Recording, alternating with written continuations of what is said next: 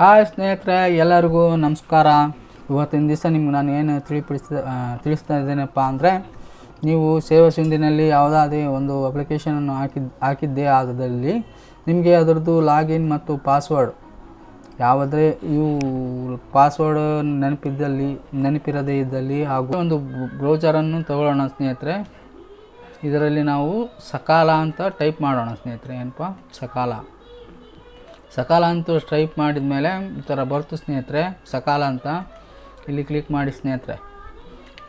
Click ಮಾಡಿದ ನಂತರ ಇಲ್ಲಿ ಸ್ನೇಹಿತರೆ ಸಕಾಲ ಓಪನ್ ಆದ ತಕ್ಷಣ ಈ ಥರ ಸ್ವಲ್ಪ ಸ್ಕ್ರೋಲ್ ಮಾಡಿ ಸ್ನೇಹಿತರೆ.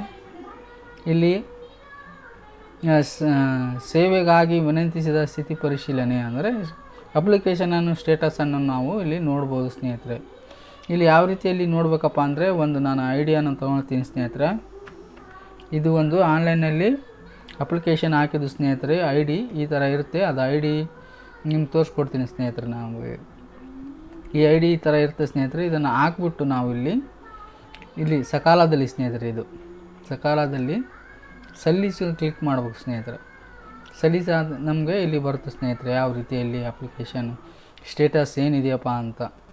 ಅದರಲ್ಲಿ ನೀವು ಎಲ್ಲಿಯಾದರೂ ಕೂಡ ನೀವು ಹಾಕಿದ್ದಲ್ಲಿ ಒಟ್ಟು ಸೇವಾ ಸಿಂಧುವಿನಲ್ಲಿ ಅರ್ಜಿ ಸಲ್ಲಿಸಿದ್ರು ಮತ್ತು ನಿಮಗೆ ಅದರ ಯೂಸರ್ ನೇಮ್ ಪಾಸ್ವರ್ಡ್ ನೆನಪಿರದೇ ಪಕ್ಷದಲ್ಲಿ ಈ ಒಂದು ವಿಧಾನವನ್ನು ತಾವು ಅನುಸರಿಸಿ ಸ್ನೇಹಿತರೆ. ಇಷ್ಟೇ ಸ್ನೇಹಿತರೆ, ಇಷ್ಟು ಬರುತ್ತೆ ಸ್ನೇಹಿತರೆ. ಈ ಸ್ಟೇಟಸ್ ರಿಜೆಕ್ಷನ್ ಅಂತ ಬಂದಿದೆ ನೋಡಿ ಸ್ನೇಹಿತರೆ.